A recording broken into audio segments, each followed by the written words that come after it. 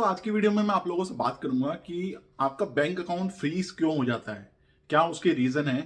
और अगर bank account आपका फ्रीज हो गया है तो क्या उस केस में आपको जेल हो सकती है या कोई पुलिस आपके ऊपर कार्रवाई कर सकती है, इसके बारे में भी हम लोग बात करेंगे। और बैंक अकाउंट फ्रीज ना हो उससे आपको किन चीजों का जो है ध्यान रखना होता है कि जिसकी वजह से आपका बैंक अकाउंट फ्रीज ना हो। इन्हीं सब चीजों के बारे में हम लोग बात करेंगे, जिसमें मैं आपको कुछ मेन रीजन बताऊंगा जिनकी वजह से बैंक अकाउंट फ्रीज हो जाता है। और अगर फ्रीज हो जाए तो कैसे फ्रीज होगा, पुलिस कोई एक्शन ले सकती है नहीं ले सकती, इन सब चीजों के बारे में हम डिटेल में बात करेंगे। तो शुरू करते हैं वीडियो। मेरा नाम है आशीष, आप देख रहे हो आशीष टॉक। चैनल पर नए हो तो चैनल को सब्सक्राइब कर लेना, क्योंकि यहाँ पर आपको ऐसी हेल्पफुल वीडियोस मिलती रहती हैं। तो बैंक अकाउंट फ्रीज जो है तब होता है बेसिकली, जैसे कि आपने बहुत सी वीडियोस देखी होंगी इसके ऊपर।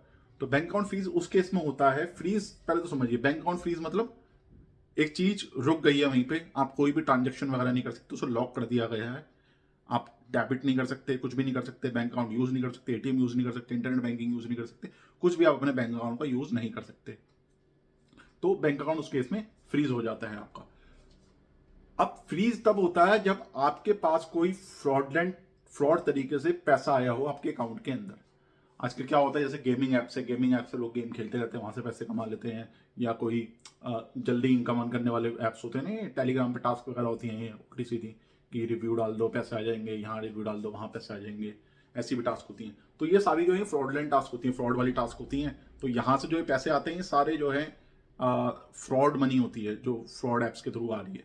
तो जब आप इन सब ऐप्स में ना, ये जो होते हैं जल्दी पैसा कमाने वाले ऐप, इन सब ऐप में जब आप इन्वॉल्व होते हो तो आपके बैंक अकाउंट के अंदर जो पैसे आते हैं उसमें बहुत ज़्यादा चांस होते हैं कि आपका जो अकाउंट है वो फ्रीज हो जाएगा, क्योंकि वो पैसे एक फ्रॉड ऐप से आ रहे हैं, एक फ्रॉड जो बंदा कर रहा है उसके पास से ट्रांसफर हो रहे हैं।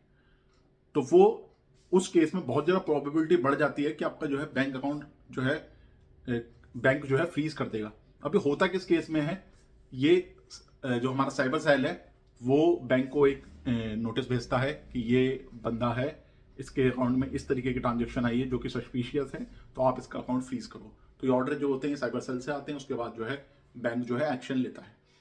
तो अगर आपका बैंक अकाउंट फ्रीज हो गया तो सबसे पहले आपने जो कांटेक्ट करना होता है वो अपने बैंक में ही करना होता है। ऑब्वियसली जो आपकी बैंक की हेड ब्रांच है, जहाँ पे आपका अकाउंट ओपन हुआ है, जो आपकी मेन ब्रांच है, वहां पे आप सबसे पहले कांटेक्ट करिए, उन्हें बताइए कि मेरा बैंक अकाउंट ऐसे फ्रीज हो गया। उनके पास प्रॉपर इन्फॉर्मेशन होगी कि क्यों फ्रीज हुआ है, क्योंकि ऑब्वियसली फ्रीज तो उन्हीं लोगों ने करा है ना। तो उनके पास प्रॉपर इन्फॉर्मेशन होगी क्यों फ्रीज हुआ है, कौन सा अमाउंट जो था वो सस्पिशियस था जो आपके बैंक में आया था, कौन सा अमाउंट जो है उनके सस्पिशियस लग रहा है कि एक फ्रॉड का पैसा है। ठीक है, तो उनके पास एक प्रॉपर डॉक्यूमेंट वगैरह होगा जो आपको फिल करना होगा, वो एक्नॉलेजमेंट नंबर भी देंगे कि क्यों फ्रीज हुआ है। तो आपको बैंक में पहले तो बातचीत करनी है। अगर बैंक में बातचीत करके मुद्दा सॉल्व नहीं होता तो आपको फिर साइबर सेल में बात करनी है। साइबर सेल का कस्टमर केयर नंबर आपको साइबर सेल की साइट पे मिल जाएगा। तो वहां पे आपने बात करनी है, वहां पे आपने बताना है ऐसे ऐसे मेरा बैंक था, ये फ्रीज हो गया है, तो ये कैसे मैं अनफ्रीज करवाऊँ। और उनको एक्नॉलेजमेंट नंबर भी आपने देना है बैंक का। और कभी कभी क्या होता है, कुछ बैंक्स, मैं सारे बैंक्स नहीं है, कुछ बैंक्स जो है आपको लेयर भी बता देते हैं। लेयर इन द सेंस कि आपका जो लेयर है फ्रीज जब हुआ है तो कौन सी लेयर में फ्रीज हुआ है। लेयर मतलब 1 2 3 4। अब क्या होता है, लेयर क्या होती है, मान लो फ्रॉड का पैसा पहला बंदा, मान लो ए ने फ्रॉड करा, ए ने फ्रॉड करके पैसा ट्रांसफर कर दिया बी के बैंक में, तो बी ने फिर वो पैसा ट्रांसफर कर दिया सी के बैंक में। तो ये लेयर बन जाती है, पहली लेयर, दूसरी लेयर, तीसरी लेयर। तो मतलब पहला बंदा तो हो गया जिसके पास डायरेक्ट आया पैसा, फिर उसने किसी और के बैंक में कर दिया वो दूसरी लेयर, किसी ने किसी और के बैंक में कर दिया वो तीसरी लेयर। कौन सी लेयर में था, तो ये लेयर होती है। ये हर बैंक नहीं बताता, कुछ के पास तो इन्फॉर्मेशन भी नहीं होती। तो लेकिन एक्नॉलेजमेंट नंबर वगैरह जरूर मिल जाएगा आपको। तो अगर बैंक आपकी बात नहीं सुनता, बिल्कुल भी नहीं सुनता, तो आप फिर साइबर सेल में बात करिए। वहां पे भी अगर कोई नहीं सुन रहा, वहां पे भी आपको लग रहा कार्रवाई नहीं हो रही, तो फिर आप ऑनलाइन प्लेटफॉर्म पे जाइए। क्योंकि अगर कहीं से भी आपकी कोई बात नहीं सुन रहा, कोई एक्शन लेने के लिए तैयार नहीं है, और आपको पता है कि आप सही हो, आपने कुछ गलत नहीं करा है, कुछ गलत तरीके से पैसे नहीं कमाए, किसी फ्रॉड के पैसे आपके बैंक में नहीं आए हैं, तो आप फिर ऑनलाइन प्लेटफॉर्म पे जाओ। वहां पे आप बताओ कि जी मेरा अकाउंट फ्रीज हो गया है। ट्विटर पे जाओ खास करके, और वहां पे आप टैग कर दो साइबर सेल को और अपने बैंक को। क्योंकि ये जो अथॉरिटीज होती है ना, अगर आप, आजकल क्या होता है कि अगर आपको कोई एक्शन नहीं लेना ना, तो आप ऑनलाइन प्लेटफॉर्म पे चले जाओ। ऑनलाइन प्लेटफॉर्म पे आप टैग करके डाल दो रिस्पेक्टिव कंपनी को जिसके रिगार्डिंग आपकी बात है, तो फटाफट एक्शन होता है उस पर। क्योंकि वो एक ओपन प्लेटफॉर्म, पब्लिक प्लेटफॉर्म है, वहां पे 10 लोग देख रहे हैं, तो उनको रिप्लाई करना ही पड़ेगा। अगर वहां पे रिप्लाई नहीं करेंगे तो 10 क्वेश्चन खड़े हो जाएंगे कि लोगों ने टैग कर रखा है, कंपनी रिप्लाई नहीं कर रही, या गवर्नमेंट रिप्लाई नहीं कर रही, या साइबर सेल रिप्लाई नहीं कर रहा। तो वहां पे उन्हें फटाफट रिप्लाई करना पड़ेगा। लेकिन मोस्ट प्रोबेबली आपकी ईमेल या फोन के थ्रू सॉल्व हो जाती है क्वेरीज। लेकिन अगर उसके थ्रू नहीं होती तो आप ऑनलाइन प्लेटफॉर्म में जाइए, वहाँ पे अपनी क्वेरी लिखिए। अब इसमें होता क्या है, जब साइबर सेल को आप कंप्लेंट करते हो, पूछते हो, तो आपको ये प्रूव करना पड़ता है कि ये पैसे किस चीज़ के हैं। वो कहते हैं अगर सस्पिशियस नहीं है, अगर आप कह रहे हैं कि ये पैसे जो हैं फ्रॉड के नहीं हैं, तो फिर ये पैसे किस चीज़ के हैं, आप प्रूफ करके बताओ मैं किस चीज़ के पैसे। तो वहाँ पे फिर आपको प्रॉपर डॉक्यूमेंटेशन बनानी पड़ती है कि आपने के पास ये इनकम कहाँ से आई थी, कौन था वो बंदा, किसके थ्रू आपने पैसे लिए थे, क्या काम करा था जिसके थ्रू ये पैसे आए थे। मतलब आपको प्रूफ करना पड़ता है उस अमाउंट को, जो अमाउंट आपके पास आया कि वो क्यों आया था, किस लिए आया था, तो वो थोड़ा सा प्रूफ करना पड़ता है हमें वहाँ पे। तो एक तो ये वाली चीज़ होती है। अब ये है कि इसमें आपको, चलो ये तो हो गया कि आप अनफ्रीज कैसे करवाओगे, ये तो हमने उसकी बात करी। तो उसमें जो है मोस्ट ऑफ द केसेस में टाइम लग जाता है, 7-10 दिन, 15-20 दिन में लग जाते हैं।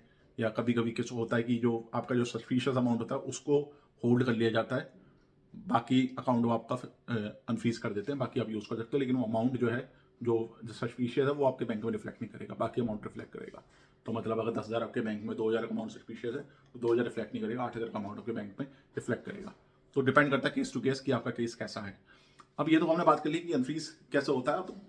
अब इसमें मैं ये बात करता हूँ कि पुलिस एक्शन लेती है नहीं लेती। इसमें सबसे बड़ी लोगों की दिक्कत रहती है कि पुलिस भी मुझे पकड़ लेगी आके। तो उसमें देखो, अगर डायरेक्ट आपने फ्रॉड करा है, 1-to-1 फ्रॉड करा है, या आपने कोई फ्रॉड काम करा, या आपने किसी को साथ डायरेक्ट स्कैम कर दिया, जैसे मैं हूँ, मैंने किसी के साथ डायरेक्ट स्कैम कर दिया और उस बंदे ने जाके कंप्लेंट कर दी, तो उस केस में तो मैं सीधा मुजरिम ही हूँ ऑब्वियसली, क्योंकि मैंने डायरेक्ट स्कैम करा है। तो अगर हमने डायरेक्ट स्कैम करा, बड़े लेवल का स्कैम करे, तब तो देखो पुलिस की कार्रवाई होगी।